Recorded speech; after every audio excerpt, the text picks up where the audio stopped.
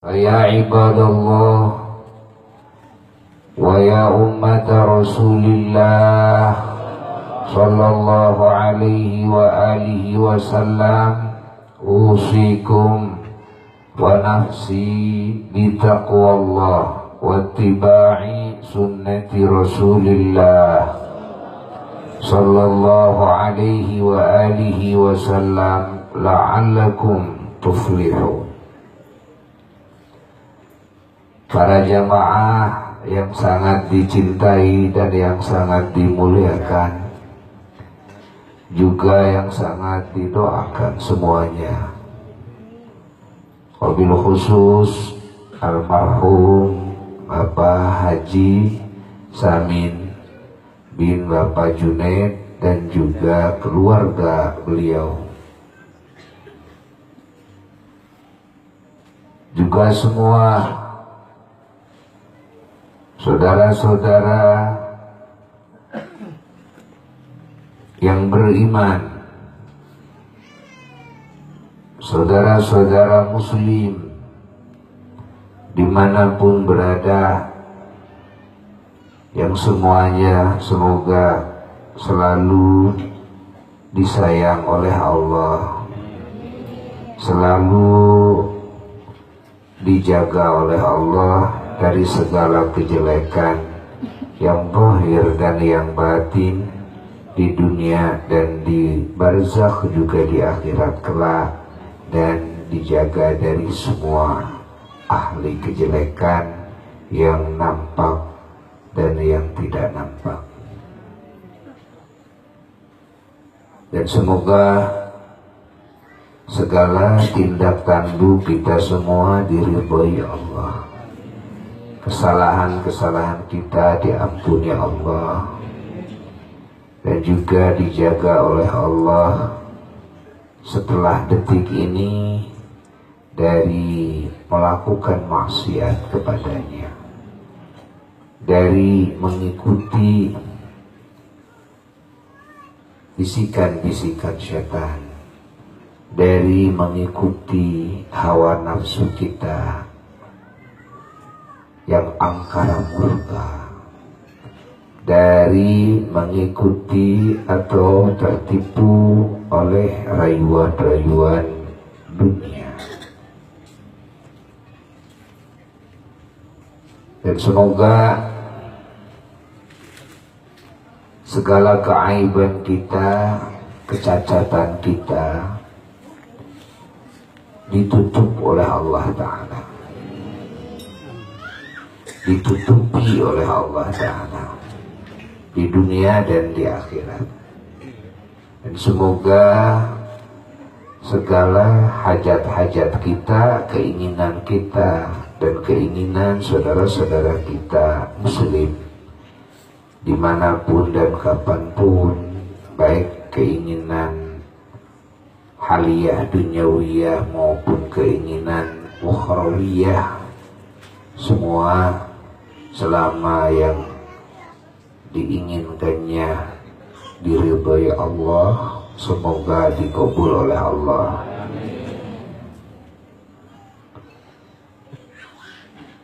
Wabil khusus sahibul bait, keluarga besar almarhum dan almarhum Bapak Haji Samin.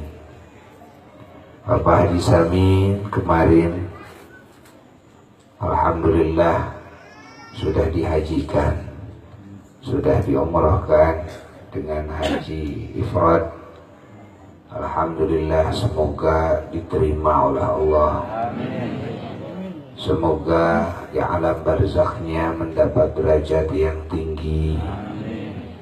Semoga di alam barzakhnya mendapat kebahagiaan yang tidak ada ujungnya, dan juga yang ditinggalkan oleh beliau semoga dijaga oleh Allah dan selalu dihidayahi oleh Allah, selalu ditaufiki oleh Allah, dan selalu ditolong oleh Allah. Dan juga suatu saat semoga dikumpulkan kembali dengan almarhum, dengan leluhur-leluhurnya, dengan guru-gurunya dalam kebahagiaan yang tiada ujung. Tentunya kita semua ingin sekali di dunia, ingin selalu berkumpul dengan orang-orang yang kita cintai, yang kita sayangi, dan juga dengan orang-orang yang mencintai kita dan yang menyayangi kita. Tentunya di kubur pun kita ingin berkumpul kembali, di akhirat pun ingin berkumpul kembali. Jika kita masuk surga, mudah-mudahan kita masuk surga. Di surga pun kita ingin berkumpul kembali. Semoga Allah mengumpulkan kita semua dengan semua hamba-hamba Allah yang kita cintai dan yang mencintai kita, yang kita sayangi dan yang menyayangi kita. Di dunia selalu berkumpul, di kubur pun berkumpul, di akhirat pun berkumpul, di surga pun berkumpul. Wabil khusus dengan hamba-hamba Allah yang Allah agungkan, yang tentunya akan menjadi kebanggaan kita kalau kita dekat dengan orang-orang besar di sisi Allah. Di dunia kita dekat dengan para ulama, dekat dengan para wali. Itu artinya dekat dengan orang-orang besar di sisi Allah. Nanti di akhirat, di alam barzakh, nanti di surga, orang-orang yang besar di sisi Allah tentunya tempatnya tidak sama, derajatnya tidak sama, fasilitasnya tidak sama, namanya juga orang besar di sisi Allah. Allah yang maha kuasa, Allah yang maha kaya akan memberikan yang paling istimewa buat kekasih-kekasihnya. Namun ada kalanya orang yang hina seperti Al-Fakir dan seperti orang-orang yang semacam Al-Fakir bisa saja berkumpul walaupun sewaktu-waktu ya dengan orang-orang besar. Seperti halnya di dunia, tidak tahu ilmu agama, di dunia tidak mengenal ilmu Quran, ilmu sunnah, di dunia tidak bisa baca Quran sekalipun. Tapi bisa saja terjadi di dunia bisa kumpul, makan bersama, ngobrol dengan ulama-ulama Allah. Bisa dengan wali-wali Allah, bisa. Ini yang menjadikan kita bisa berdekatan itu apa? Kita koreksi. Ternyata yang menjadikan kita bisa berdekatan itu adalah cinta. Rasa cinta ini membawa kita untuk mendekat dengan yang dicintai oleh kita.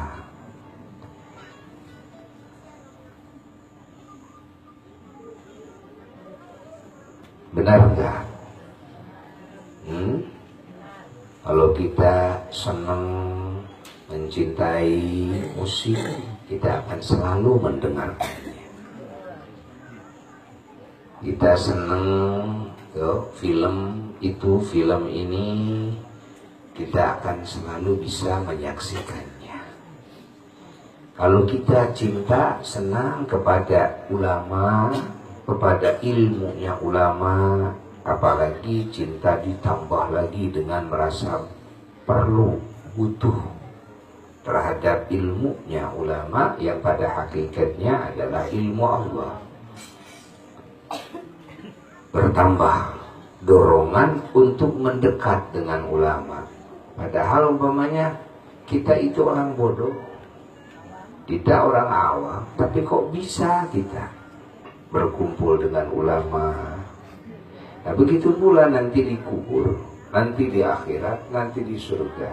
Ada waktunya kita semuanya bisa berkumpul dengan orang-orang besar di sisi Allah.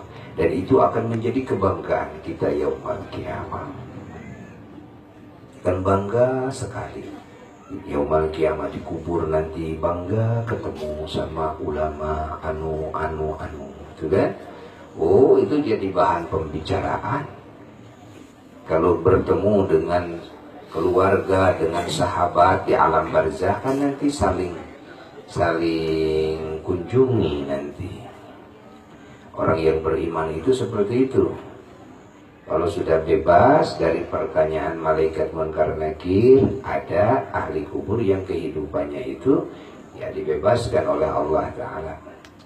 Ada yang kerjaannya haji, sholat, zikir, kan?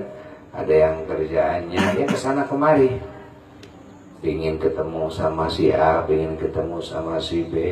Nah kalau sekali-kali ketemu dengan ulama besar, oh dengan Masya Allah dandanan yang begitu hebat, karena nanti pahala dari ilmu, dari amal soleh, pahala dari ilmu, dari amal soleh, ini akan menjadi kekayaan yang luar biasa, menjadi keindahan yang luar biasa.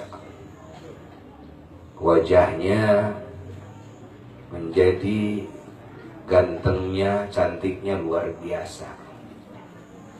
Cahaya yang memancar yang tidak pernah dilihat di dunia, nanti di alam barzakh akan nampak. Cahaya ilmu, cahaya bacaan Quran, cahaya wudhu, itu akan nampak. Cahaya dari amal soleh itu akan nampak. Tempatnya, rumahnya, tamannya, kendaraannya, para pelayannya nanti akan nampak. Oh, ketemu sama ulama anu, ketemu sama kiai anu, sama syekh anu, sama imam anu, itu akan menjadi kebanggaan. Kan jadi kebanggaan. Masya Allah, tabarakallah. Apalagi kalau bisa sering berkumpul dengan orang-orang besar. Nah, yang bisa mengumpulkan itu adalah rasa cinta dalam hati. Kerinduan hati ingin bertemu, ini akan mempertemukan kita kepada yang kita rindukan. Kecintaan kita kepada siapapun akan menyeret kita untuk berkumpul dengan yang dicintai. Kalau cintanya kepada orang-orang yang maksiat kepada Allah, yang di alam barzakhnya ada dalam siksaan, maka Allah gabungkan pula dengan mereka. Na'udzubillah min dzalik, tsumma na'udzubillah, tsumma na'udzubillah. Maka sering Al-Fakir memberikan wasiat kepada para jamaah dan kepada ikhwan akhwat muslimin muslimat dimanapun berada, supaya hati-hati dengan hati, jangan sampai salah jatuh hati. Hati-hati dengan hati, jangan sampai salah jatuh hati. Kalau jatuh hati harus pertama kepada Allah, kedua kepada Rasulullah SAW, lalu ketiga kepada hamba-hamba Allah yang Allah agungkan, para walinya, para ulamanya, para syuhadanya, para sholihin, ahlul bait Rasulullah SAW, para sahabat Rasulullah SAW, para tabi'in, para tabi'in radhiyallahu anhum ajma'in. Karena faidah yang sangat hebat sekali dari mencintai hamba-hamba Allah yang mulia apa faidah yang paling hebat adalah kita akan dipertemukan, akan dikumpulkan dengan beliau-beliau.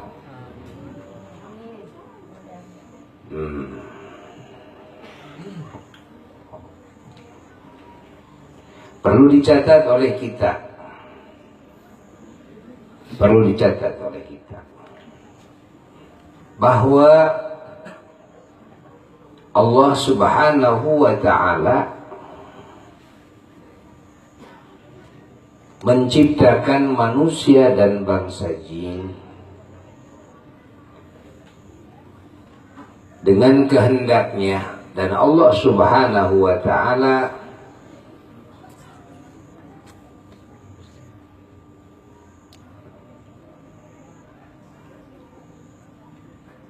mengkelas-kelaskan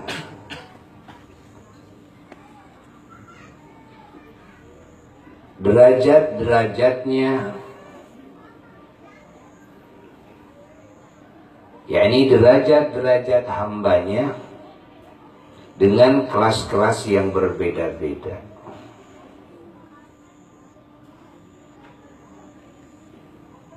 Pertama-tama Allah takdirkan manusia dan bangsa jin ini menjadi dua kelompok. Kelompok yang pertama namanya Ashabul Yamin. Kelompok yang kedua namanya Ashabus Shimal. Ashabul Yamin ini penghuni sebelah kanan. Ashabus Shimal penghuni sebelah kiri.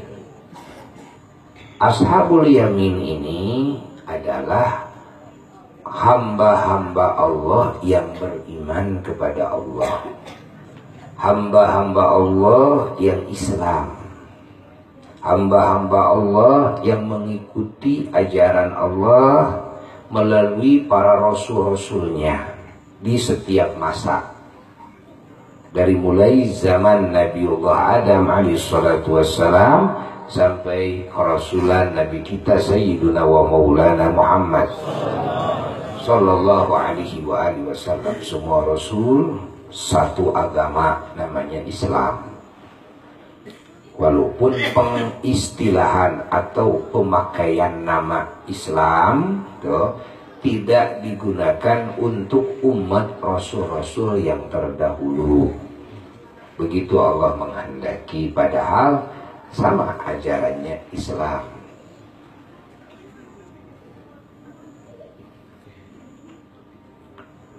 Adapun penamaan Islam, Allah hanya terapkan kepada umat Sayyiduna wa Maulana Muhammad.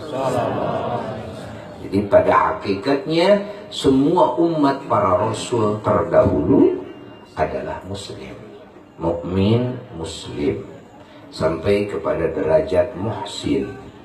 Muhsin itu adalah ahli ihsan, orang yang menduduki kedudukan ihsan, di mana ihsan itu derajat yang paling bawah adalah hadirnya rasa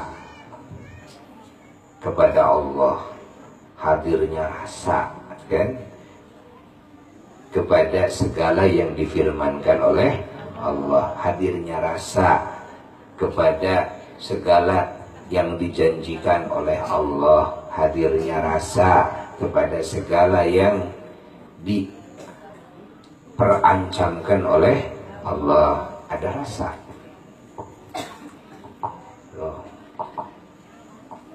Yang paling tinggi derajat ihsan itu adalah terbukanya seluruh hijab penghalang antara hati si hamba dengan Tuhannya. Sudah tidak ada penghalang lagi, tidak ada hijab lagi. Apa yang dilihat, apa yang didengar, apa yang dicium, apa yang diraba tidak menghalangi pandangan hati si hamba kepada Rabb-Nya. Dunia dan seisinya ini tidak menghalangi pandangan hati si hamba kepada Rabbnya, kepada Tuhannya.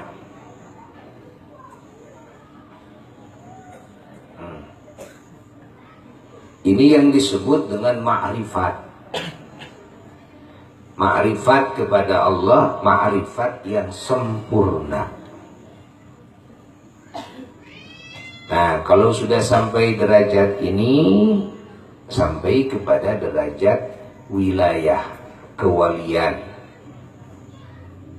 Derajat kewalian yang tinggi. Sampailah kepada makom ijabah doa. Istilah orang Sunda, saciduh metu, sakecap nyata. Nah, itu sudah sampai martabat itu.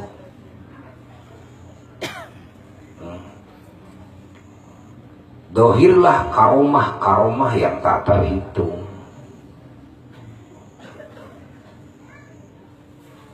Nah, itu adalah orang yang sudah sampai martabat ihsannya kepada ihsan yang paling tinggi.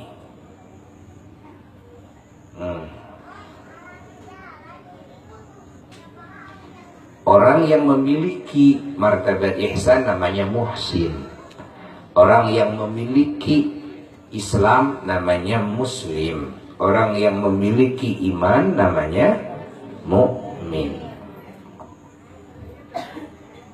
Seluruh ajaran para Rasul alaihimussalatu wassalam semuanya ada 3. 1 ajaran keimanan, iman. 2 ajaran Islam. 3 ajaran ihsan. Semua begitu. Maka umat Rasul manapun kalau sudah sampai kepada martabat ihsan jadi wali. Kalau kita dengar bagaimana Siti Maryam alaihissalam, beliau memiliki karomah yang pantas karena sudah sampai kepada maqam ihsan. Kalau kita dengar Sayyidina Asaf radhiyallahu ta'ala anhu, sahabat Nabi Sulaiman alaihissalam, bisa memindahkan keraton Ratu Bilqis dengan tanahnya, dengan seluruh isinya dalam kecepatan yang sekejap mata. Tuh, ya wajar saja karena sudah sampai kepada martabat ihsan. Jadi di umat para Rasul terdahulu karomah ada tentu, pangkat kewalian ada tentu, pangkat keulamaan, kesyahidan ada tentu.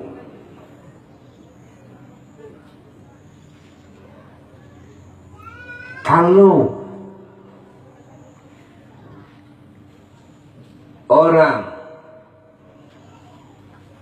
mengamalkan ajaran Rasulnya masing-masing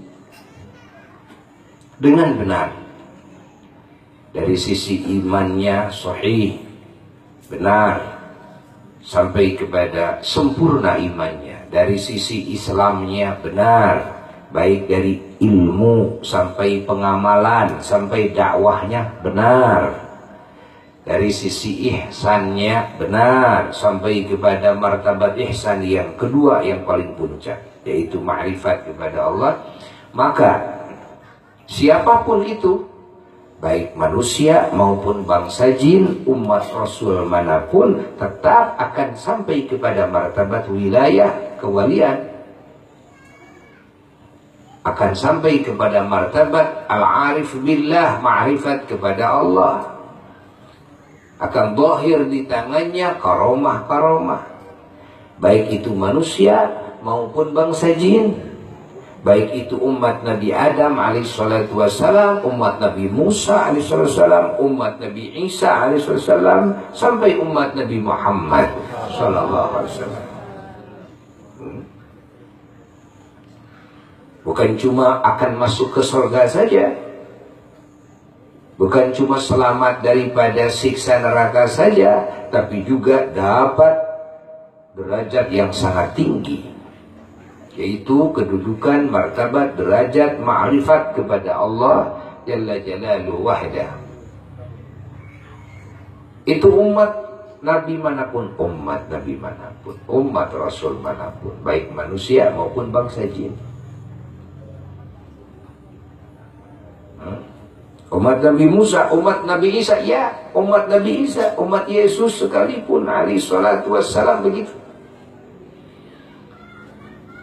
Lalu bagaimana dengan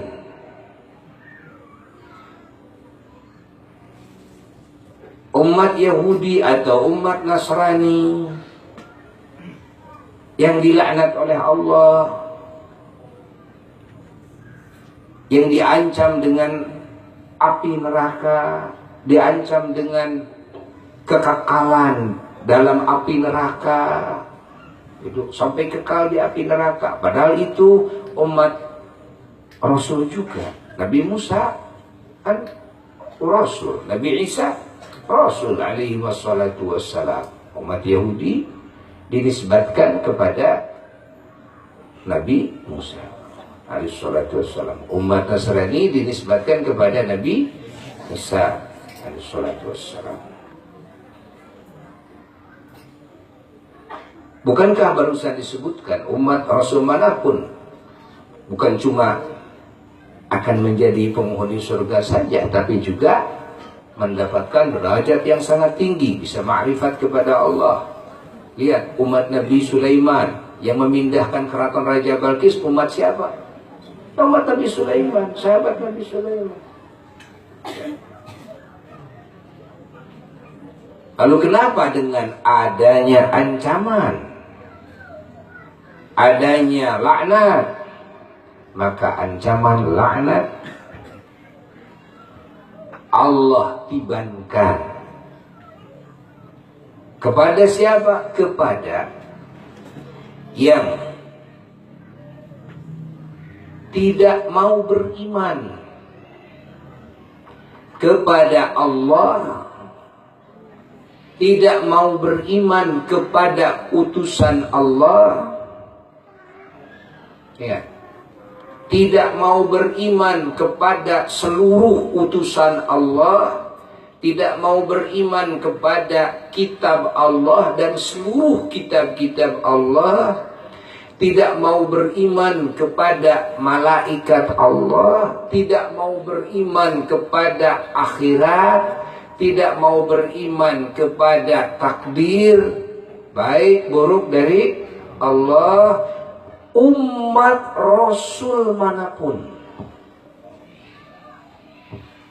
umat Rasul manapun, ya,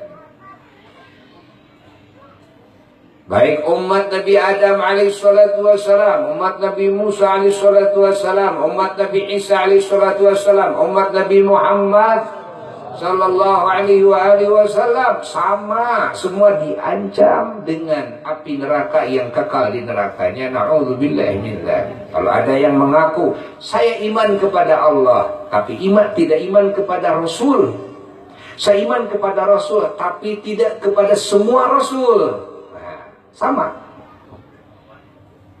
Saya iman kepada Nabi Muhammad tapi saya tidak iman kepada Nabi Musa, saya tidak iman kepada Nabi Isa, sama. Ancamannya sama, karena iman itu bukan hanya kepada satu Rasul, tapi kepada semua Rasul. Ingat,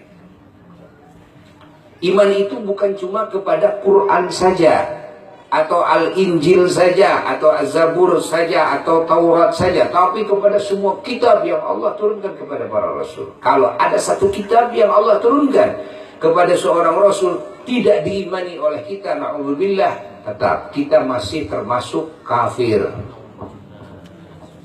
ya, kafir, ya.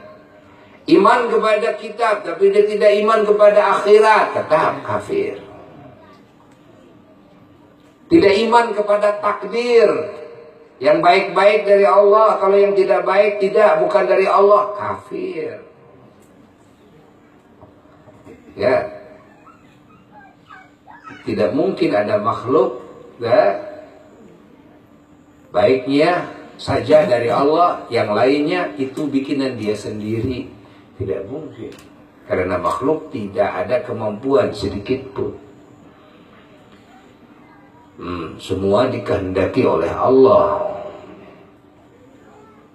semua dengan kekuasaan Allah. Kalau ada makhluk yang nasibnya bukan oleh Allah, lalu oleh siapa? Lalu oleh siapa? Tidak mungkin kan? Masa ada Tuhan dua? Nah, maka kafir. Orang yang tidak beriman kepada takdir. Hayati oleh kita. Umat Rasul manapun, sekali lagi, yang tidak beriman kepada keseluruhannya yang harus diimani, atau kepada sebagiannya yang harus diimani, tetap dia dilaknat oleh Allah. Atau ini yang termasuk dilaknat itu, adalah orang yang imannya tidak sahih. Iman kepada Allah, tapi tidak sah imannya. Contoh tidak sah itu karena apa? Karena musyrik umpamanya. Kok makhluk disebut Tuhan? Tapi kepada Allah iman bahwa Tuhan saya Allah. Tapi makhluk juga disebut Tuhan. Ada makhluk Allah, ciptaan Allah, tapi disebut Tuhan. Dianggap Tuhan, diyakini Tuhan. Atau ada sifat makhluk yang diyakini sama dengan sifat Tuhan. Atau ada perbuatan makhluk yang diyakini sama dengan perbuatan Tuhan. Nah, ini sama. Walaupun mengaku iman kepada Allah, nama Allahnya sama, ya kan? Tapi keimanannya ini tidak sah. Tuh, tetap ini termasuk golongan yang kafir. Begitu pula kepada utusan Allah, begitu pula kepada kitab-kitab Allah. Dalam mengimani utusan Allah ini tidak sah. Ya? Dalam mengimani kepada kitab Allah tidak sah. Maka oleh sebab itu, kenapa dalam Quran, dalam sunnah Rasulullah SAW dijelaskan dari zaman Rasulullah SAW, dijelaskan oleh beliau tentang ancaman laknat terhadap kaum Yahudi, terhadap kaum Nasrani, yang mana? Yang menyimpang dari ajaran Allah, dari ajaran utusan Allah. Yang menyimpang. Kaum Yahudi yang menyimpang dari ajaran Nabi Musa dulu. Kaum Nasrani yang menyimpang dari ajaran Nabi Isa alaihissalatu wassalam dulu. Kalau yang tidak menyimpang semuanya, bahkan bukan cuma bisa masuk surga, tapi juga mendapat derajat yang tinggi. Bisa jadi wali Allah. Umat Rasul manapun, baik manusia maupun bangsa. Bagaimana dengan umat Nabi Muhammad sallallahu alaihi wasallam? Apakah umat Nabi Muhammad, umat Islam ini, yang aku umat Islam, masih selamat? Dijamin itu yang sahih imannya. Dijamin itu yang sahih imannya. Kalau imannya tidak sahih, hidup di lingkungan Islam, orang tuanya Muslim, bahkan ada yang orang tuanya kiai, lalu anaknya menyimpang i'tikadnya, muridnya menyimpang i'tikadnya tentang ketuhanan kepada Allah, menyimpang. tentang sifat-sifat Allah menyimpang, tentang kerasulannya Nabi Muhammad SAW menyimpang, tentang Quran menyimpang. Walaupun muslim suka sholat dalam satu sisi, tapi sisi lain umpamanya, kan? Ingat, tidak mengimani kepada apa-apa yang harus diimani, tetap ini tidak bisa selamat. Tidak bisa selamat. Di dalam kitab Sulamut Taufik dijelaskan, walaupun suka sholat, zakat, pakai jilbab, baca Quran sering, tapi ada satu hukum Allah yang diremehkan, satu hukum Allah yang dihinakan, kan? Atau diguyonkan. Hukum Allah yang diguyonkan, satu saja menjadi murtad, yang lainnya hancur, yang lainnya semua tatanan imannya menjadi hancur, Islamnya hancur, semuanya hancur. Cuma karena apa? Karena ada satu hukum Allah yang dinistakan, ya? Hukum Allah yang dinistakan. Catat oleh kita, ya. Maka hati-hati dengan ucapan-ucapan kita, hati-hati daripada hal-hal yang bisa menjadikan kita keluar, terusir dari wilayah iman. Adalah ucapan-ucapan yang di dalamnya ada meremehkan, mengguyonkan Allah, Rasul, Quran, gitu. Umpamanya kita mengguyonkan dalam Quran ada yaflahun, terus sengaja kita jadi guyonan. Ada anak, lalu kita nyebut yaflahun, tapi yaflahunnya mengguyonkan Al-Quran, murtad saat itu. Wajib syahadat lagi, bukan? Atau umpamanya bab tutup aurat, ya. Ini sudah jelas tutup aurat itu wajib. Lalu umpamanya ada seorang istri yang dinasehati oleh suaminya umpamanya karena kelihatan rambutnya sedikit, lalu memperolok-olok, walaupun sesungguhnya dia itu biasanya juga dijilbab, tapi suatu hari keluarlah kalimat, yang kalimat itu mengguyonkan. Bagaimana guyonnya? Seperti ini, tuh sedikit mas sodakoh aja. Gak apa-apa laki-laki yang lain, cuma sedikit aja, lihat rambut neng, sedekah aja. Seketika wanita tersebut bukan istrinya lagi, putus hubungan nikahnya, tidak bisa tersambung kecuali dengan taubat, syahadat lagi dengan sesungguhnya taubat kepada Allah, baru kembali lagi. Kalau masih di dalam idah, tidak usah harus pakai wali lagi, tinggal syahadat saja, sudah kembali lagi. Tapi kalau sudah habis idahnya, belum syahadat juga, maka kalaupun syahadat juga, ujung-ujungnya tetap harus nikah lagi seperti semula. Nah, ini hati-hati.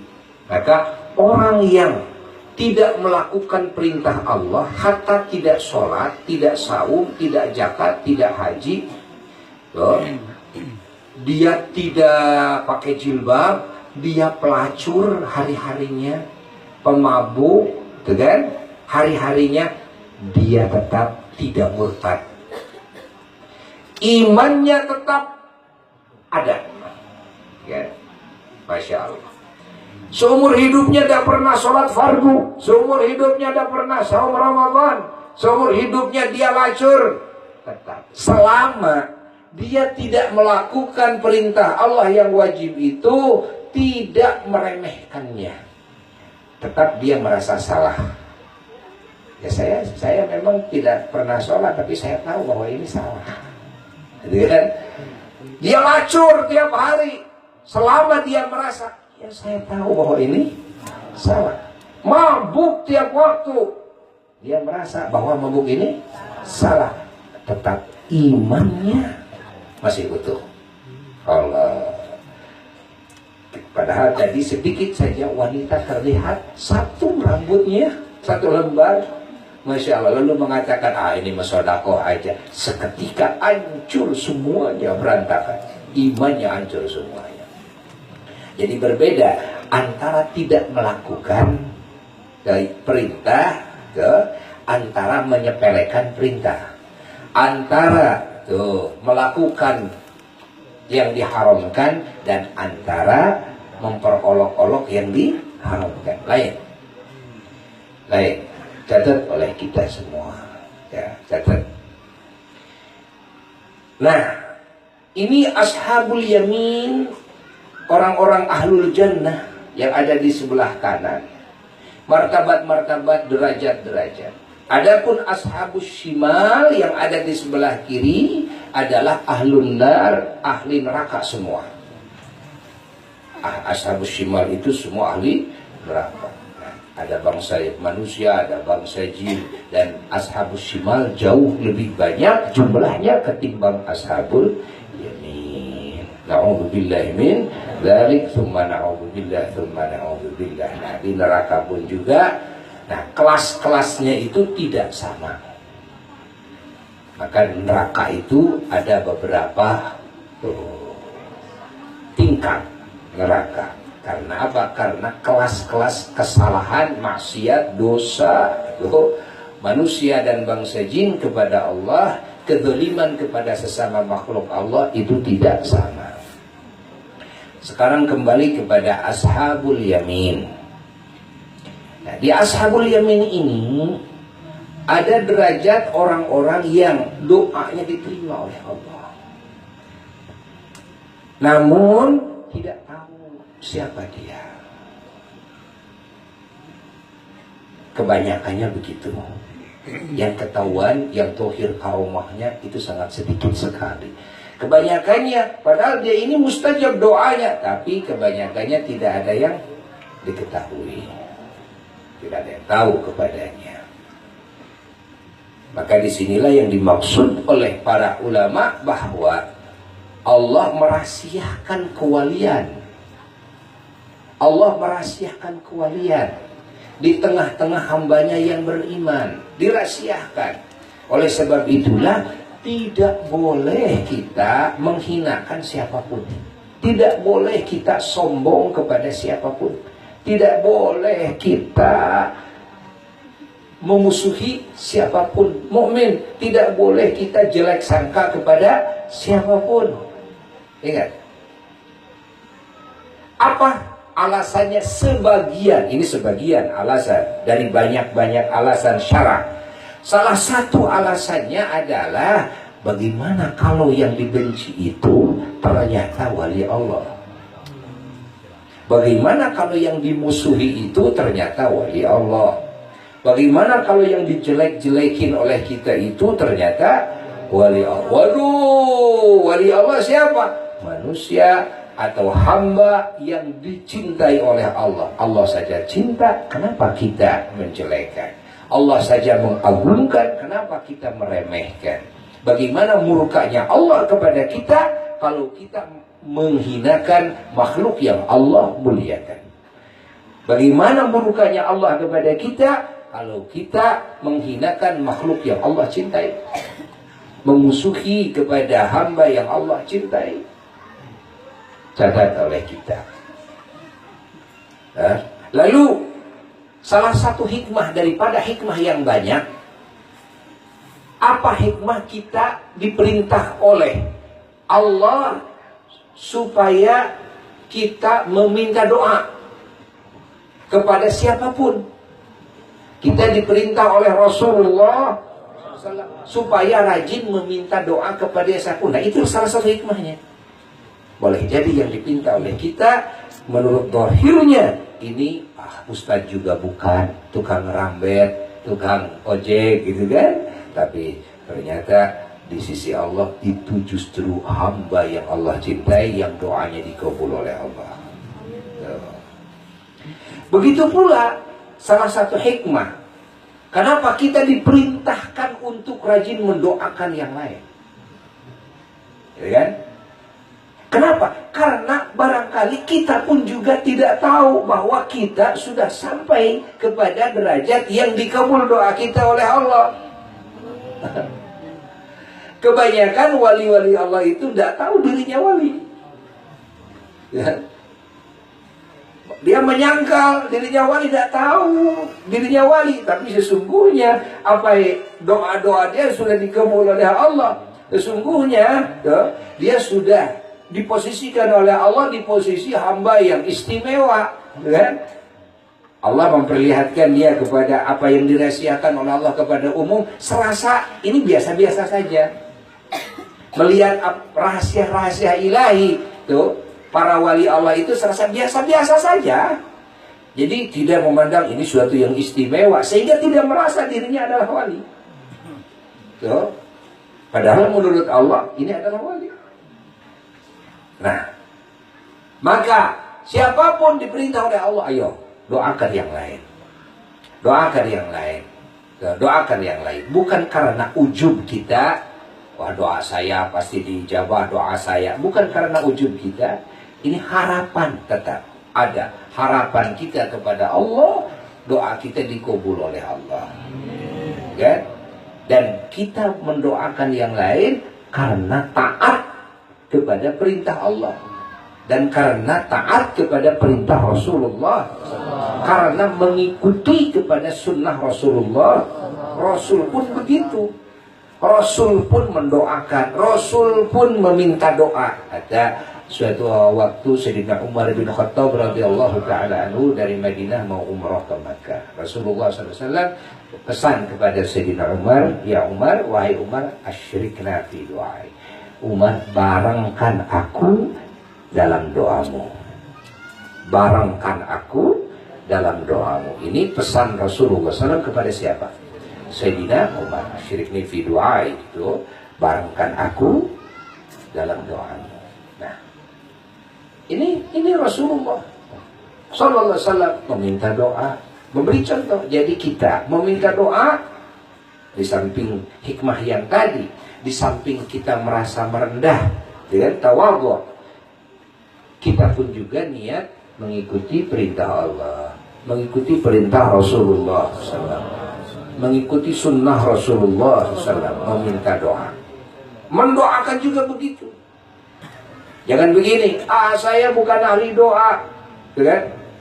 Akhirnya hidup kita tidak ada mendoakan kepada yang lain. Saya merasa banyak dosa, akhirnya kita tidak mau mendoakan orang tua kita, tidak mau mendoakan. Kenapa? Karena saya menganggap pasti saya tidak akan dikabul oleh Allah Ta'ala. Jangan melihat ke sana. Tanamkan harapan dalam hati, hilangkan ujub. Tanamkan harapan dalam hati, lalu niatkan karena Allah. Niatkan karena taat kepada Rasulullah. Niatkan karena mengikuti kepada sunnah Rasulullah. Kalau ada orang yang meminta doa kepada kita, contoh, Bu, saya minta doa, doakan, ngasih air umpamanya, jangan segan-segan, doakan dengan niat seperti itu. Ternyata dikabul, serahkan kepada Allah, bersyukurlah. Serahkan semua kepada Allah, itu semuanya kehendak Allah. Lalu berbaik sangkalah kita kepada guru-guru kita, kepada para ulama, itu kan? Berbaik sangkalah, barangkali ini doa guru-guru kita, doa leluhur-leluhur kita yang soleh, dan barangkali ini doa muslimin yang lain, itu kan? Cuma pas saya mendoakan, barangkali ada doa muslim yang lain yang dikabul, bukan doa saya. Gitu. Kita tetap baik sangka kepada yang lain. Ya, tetap baik sangka kepada yang lain. Maka salah satu hikmah kita diajari oleh leluhur kita supaya kita sering hadoroh, sering tawasul. Kalau berdoa itu pakai tawasul. Untuk apa? Salah satu hikmahnya adalah supaya jadi benteng bagi hati kita, supaya tatkala nanti dikabul, kita sedikit pun tidak merasa ini ijabah saya. Ini kematian saya, oh tidak. Kenapa? Saya itu sering tawasul tahu. Nah gitu kan. Saya itu sering tawasul itu. Kalau orang semacam saya, aku mah apa atuh, ya. Nah, tapi karena saya sering tawasul, walaupun mungkin saja pada hakikatnya ya doa kita, mungkin saja, gitu kan? Tapi ya, untuk menjaga, jangan sampai ada ujub, maka itulah keistimewaan tawasul. Di antaranya menjadi benteng daripada sifat ujub kita, mengaku-ngaku ini kematian saya, gitu kan. Kalau sudah ngaku-ngaku ujub ini bisa lebih bahaya. Akhirnya lalu bisa ngancam sama yang lain. Lo pokoknya kalau nggak ngasih duit sama gua, tahu lo, celaka lo, gitu kan. Usaha lo runtuh lo, ya, doaku mustajab lo, gitu kan. Hati, hati, karena lo sudah nampik sama gua dan terima lamaran gua, pokoknya lo gak akan laku lagi lo, kan? Doaku mustajab. Tidak, itu menjadi kesombongan yang nista, ya, yang dimurkai oleh Allah Jalla Jalaluhu wahda. Nah, maka inilah yang diterapkan oleh para ulama. Ada tahlilan, ada haulan seperti yang sekarang dijalankan, kan? Mendoakan ahli kubur. Barangkali tidak sedikit yang didoakan justru doanya dikabulkan ketimbang yang mendoakan. Barangkali tidak sedikit yang didoakan justru bisa memberikan syafaat kepada yang mendoakan, kan? Tapi kita ini kan diperintah oleh Allah untuk mendoakan, untuk berbuat baik kepada sesama, kan? Dan kita punya harapan juga. Doa kita dikabul oleh Allah Ta'ala. Kita dapat pahala, gitu kan? Kita dapat pahala dari Allah, dapat ridha Allah. Tuh, mendoakan tahlil itu mendoakan, haulan itu mendoakan. Tuh, walaupun pada hakikatnya yang didoakan justru bisa memberikan syafaat kepada yang mendoakannya, kan? Tapi juga boleh jadi yang mendoakan ini doanya dikabul oleh Allah Ta'ala. Jadi kemungkinan-kemungkinan ini semuanya diwujudkan oleh Allah dalam kehidupan manusia. Ini diwujudkan, dididikan oleh baginda Nabi besar Muhammad SAW dalam kehidupan umatnya. Sehingga umatnya intinya, ujungnya, pokoknya ujungnya semua selamat, gitu aja. Ujungnya semua udah masuk surga aja begitu. Walaupun tidak tahu, mungkin dari amal dia sendiri, mungkin daripada amal yang lain, mungkin karena doa dia, mungkin karena doa yang lain. Pokoknya yang penting kalau ini diwujudkan dalam kehidupan kita, maka semua selamat. Adapun selamatnya karena apa, karena siapa, wallahu a'lam, kita tidak tahu. Ini ajaran yang diajarkan oleh baginda Nabi besar Muhammad. Semoga apa yang kita amalkan saat ini dilimpahkan pahalanya kepada almarhum Bapak Haji Samin bin Bapak Junaid, dan juga menjadi keberkahan bagi semua keluarga besar almarhum dan bagi kita semuanya, dikabul doa kita semuanya, dan juga mendapat kemanfaatan dalam ilmu, dan kita semuanya diampuni segala dosa, dijaga dari segala musibah dan segala kejelekan zahir dan batin, dipanjangkan umur, sehat jasmani rohani, dan juga dilimpahi rezeki yang halal, yang baik, yang barokah, yang gampang, dan mendapat teman hidup, suami, istri, keturunan, saudara, semuanya yang soleh-solehah, keturunan yang menjadi pemimpin-pemimpin dalam ketakwaan. Bijahin Nabi sallallahu alaihi wasallam wa bi sirri asril Fatihah.